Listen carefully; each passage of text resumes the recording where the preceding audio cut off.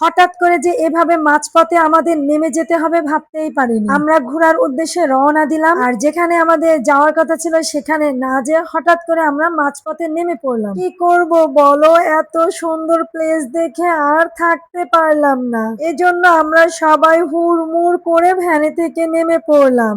আর bridge দেখে আমরা নেমে পড়লাম। এখানে কিন্তু ব্রিজের নিচে বিশাল বড় একটা নদী খনন হচ্ছে। আর নদীর নাম জানা থাকলে অবশ্যই তোমরা বলে যেও। এখান থেকে তো আসতেই মন চাচ্ছিল না, এত সুন্দর বাতাস। আমরা একটু ভিডিও করলাম, পিক তুললাম। ভিডিও না করলে তোমাদের সাথে শেয়ার করব কি? দেখো আমরা মাঝপথে নেমে কি কি করি। ব্রিজের নিচে নদীর পাশে শিব মন্দির, ব্রিজের উপর থেকে নিচের ভিউ যে এত বেশি সুন্দর দেখাচ্ছে। আমরাও সুন্দর সুন্দর পিক তুললাম, ভিডিও করলাম। এখন ভ্যানে উঠে যাব। ভ্যানে উঠে কিছুক্ষণ যে আবার আমরা হুড়মুড় করে নেমে গেলাম এই প্লেসটা দেখে। যাওয়ার পথে যদি এত সুন্দর সুন্দর প্লেস পাই তাহলে তোমরাই বলো না নেমে কি পারা যায়। যেই নদীটা খনন করা হচ্ছে তার পাশে থেকে বয়ে গিয়েছে এই খাল। এই খালের পানিটা এত পরিষ্কার চকচকে, এখানে দাঁড়িয়ে এক অপরূপ সৌন্দর্য উপভোগ করা যায়। এই খালে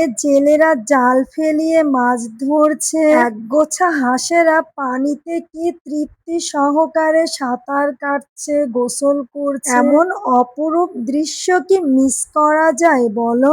মাঝপথে পথে আমাদের নেমে পড়তে হলো এমন সুন্দর সুন্দর প্লেস উপভোগ করার জন্য। যারা কিনা এমন প্রাকৃতিক নিরিবিলি পরিবেশ ভালোবাসো তারা চাইলে এই প্লেসটা ঘুরে আসতে পারো। আমি কমেন্টস বক্সে লোকেশনটা জানিয়ে দিব, সে পর্যন্ত তোমরা গেস করতে থাকো এটা কোথায়।